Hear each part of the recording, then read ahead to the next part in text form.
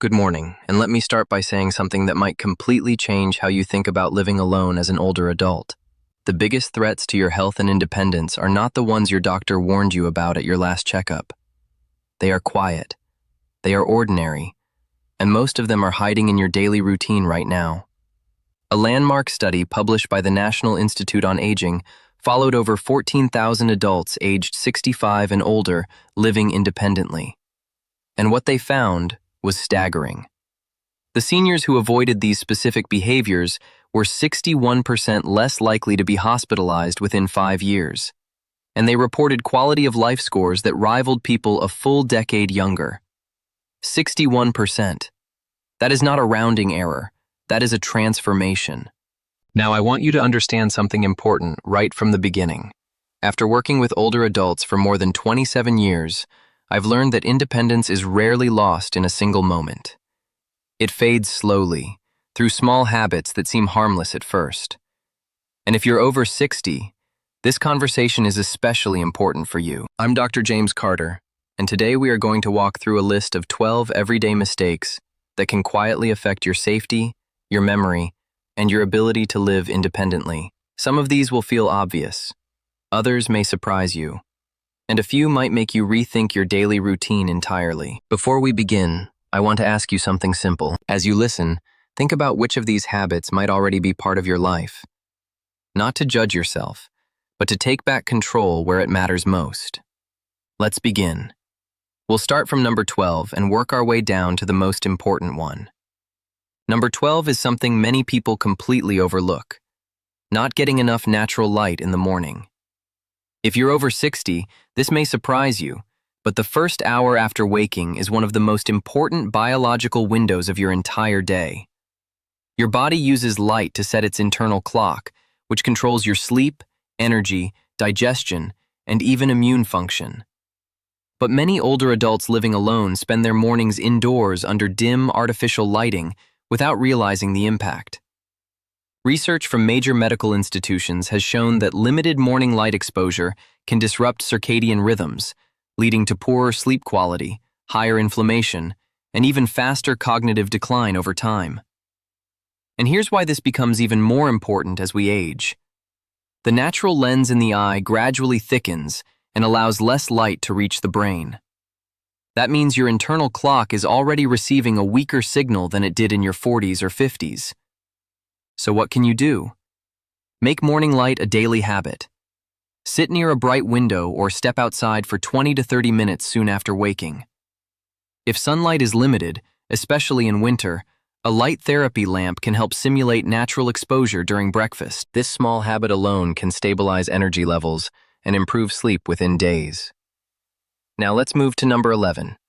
Eating meals in complete silence and isolation. Many of my patients tell me they don't think much about this. They eat while watching television or sitting quietly alone, and it feels normal. But long-term research tells a different story. Studies following older adults for years have found that those who regularly eat in isolation without any form of social interaction are significantly more likely to experience low mood, reduced appetite quality, and even weaker nutrient absorption. Here's what's happening in the body. When you eat in a calm, socially connected environment, even something as simple as a phone call, your nervous system shifts into what's called rest and digest mode. This improves how your stomach breaks down food and how your body absorbs nutrients. And this matters even more after 70, when the body naturally becomes less efficient at converting food into muscle and energy. A simple change can make a big difference. Try to bring some form of connection into at least one meal per day. That could be a conversation with a friend, a family phone call, or even joining a virtual meal group. It's not about companionship alone. It's about how your body responds biologically to connection. Now, number 10. Neglecting small hazards inside the home, especially floors and doorways. I've had patients tell me, "Doctor, I've lived here for 30 years without a problem. And then one small trip on a rug edge or doorway threshold changes everything."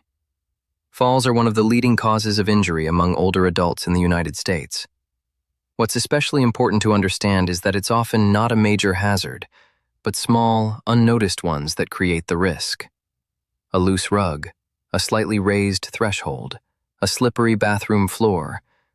These are the kinds of things that quietly increase risk over time. The good news is that prevention is very practical. Remove loose rugs or secure them properly. Install grab bars in bathrooms. Replace round door handles with lever-style handles if arthritis is an issue. Add non-slip strips in areas where flooring changes.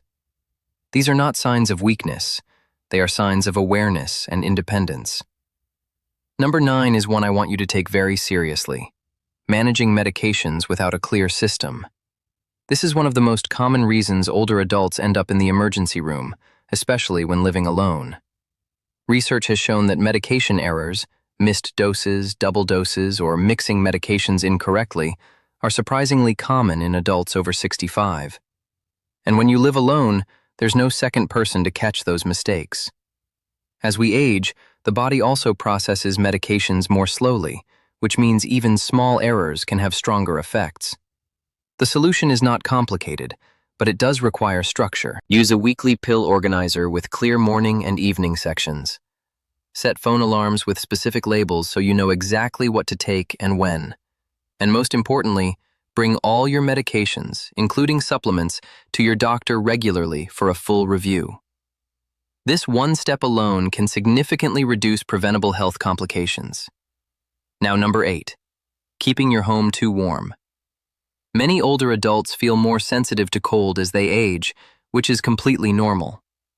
But what most people don't realize is that overheating the home, especially at night, can quietly disrupt sleep quality. Sleep research shows that the body needs a slight drop in temperature to enter deep restorative sleep. When the environment is too warm, deep sleep becomes shorter and less effective. And deep sleep is when your brain performs essential maintenance, clearing waste products and supporting memory function. For most older adults, the ideal sleeping temperature is actually cooler than expected, typically in the mid to upper 60s Fahrenheit. Instead of raising the thermostat, try layering blankets or wearing warm socks. This helps your body regulate temperature more naturally and supports deeper sleep cycles. Now, number 7, going days without physical touch or meaningful human contact. This is one of the most emotionally important factors in aging that often gets overlooked. Many older adults living alone can go long periods without a handshake, hug, or even a simple pat on the shoulder. It may not feel significant at first, but research shows that physical human contact plays a powerful role in regulating stress hormones and reducing inflammation. Even brief, non-romantic touch has been shown to lower stress responses in the body and improve emotional well-being. This doesn't mean anything complicated. It can be as simple as spending time with friends, joining a group activity, or even interacting with a pet. The key is intentional connection. The human body is designed for it, especially in later life. And finally, number 6, ignoring your sense of purpose. And I want you to really hear this part. Purpose is not just an emotional concept. It has measurable effects on physical health, brain function, and even longevity. Large, long-term studies have found that adults who maintain a strong sense of purpose live longer, experience fewer cognitive issues, and have lower rates of major chronic disease. When people live alone, especially after retirement, it's easy for structure and meaning to slowly fade without noticing. Days can start to feel repetitive, less connected, less intentional. But purpose doesn't have to be grand. It can be simple and deeply personal. Teaching someone something, gardening, volunteering, writing, helping family, even learning something new.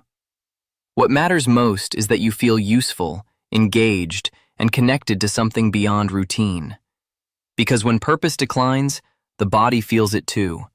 And this is where we'll pause for now. Now let's continue with the remaining part of this list, because what follows may have an even more direct impact on your independence, safety, and long-term health.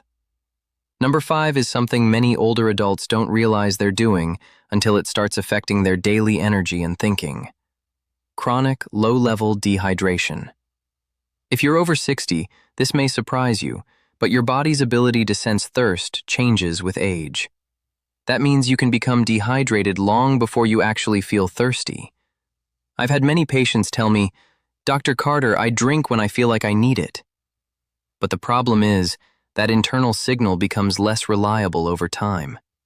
Even mild dehydration, just 1 to 2% of body fluid loss, can affect memory, focus, balance, and even increase fall risk.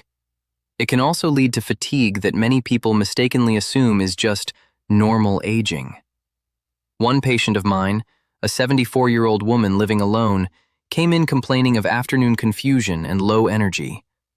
The cause wasn't neurological decline, it was simply not drinking enough fluids throughout the day. The solution is simple but powerful. Don't rely on thirst. Instead, build structure. Drink fluids regularly throughout the day: water, herbal tea, broth. Keep a water bottle visible because what you see, you're more likely to use. And if needed, set gentle reminders every couple of hours. This small habit can dramatically improve energy and mental clarity within days. Now, number 4, avoiding strength training because you believe it's only for younger people. Many of my patients are surprised when I say this, but strength is one of the most important predictors of independence as you age. After 50, we naturally begin losing muscle mass each year. This process speeds up if we don't actively resist it. And muscle is not just about movement, it's deeply connected to balance, metabolism, blood sugar control, and even brain health. I want you to picture something simple. Every time you stand up from a chair, climb stairs, or carry groceries, your muscles are what protect your independence. Research has consistently shown that even light resistance training can improve strength, reduce fall risk, and improve overall function in older adults. And no, this does not require a gym. Simple movements like chair stands, wall push-ups, light dumbbells, or resistance bands can make a meaningful difference when done consistently. If you're over 60, this is especially important. Your body still responds to strength training. It never stops adapting, it just needs the right stimulus. And when combined with proper protein intake, the results can be even more powerful than most people expect. Now, number 3, letting your home slowly become socially closed off. This one is more subtle, but incredibly important. Many older adults living alone gradually stop hosting visitors. The home becomes quieter, more private, and over time, more isolated. At first, it feels peaceful, but over time, that silence can turn into emotional distance from others. Research has shown that long-term social isolation carries health risks comparable to some of the most serious lifestyle factors we know, including increased risk of heart disease and cognitive decline. But here's something most people don't realize. The home itself can reinforce isolation. When a space is no longer arranged for visitors, when chairs disappear, when the dining table becomes storage, when there's no longer a welcoming space, it subtly sends a message that connection is no longer part of daily life. The solution is simple but powerful. Keep one area of your home intentionally ready for connection. A chair for a guest, a clean space for conversation. Even if visits are rare, the readiness itself changes your mindset. And if possible, schedule regular social contact, even small ones. A coffee with a neighbor, a monthly family visit, a short gathering. Because connection is not just emotional, it's biological protection. Now, number 2. This is one of the most overlooked risks for older adults living alone, relying only on reactive emergency plans.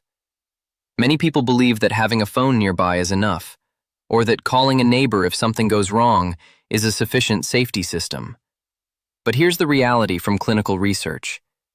In real emergencies, especially falls or sudden medical events, delays in help can significantly affect outcomes. The issue isn't intention, it's time. When an emergency happens and someone is alone, the delay between the event and receiving help can become critical. This is why relying only on, "I'll call someone if I need help," is not enough. A safer approach is building a layered safety system, wearing a medical alert device, especially in high-risk areas like the bathroom, setting up daily check-in systems with family or friends, using simple apps or devices that confirm activity each day. Informing healthcare providers that you live alone so care plans can be adjusted accordingly. This isn't about fear, it's about control. Because the goal of safety planning is not to limit independence, it's to protect it. When you have systems in place, you actually gain more freedom, not less, because you are no longer relying on chance. And now we arrive at number 1. The most important factor of all, and the one that quietly shapes everything else. Abandoning your brain's need for novelty and learning. If you take nothing else from this video, I want you to understand this clearly.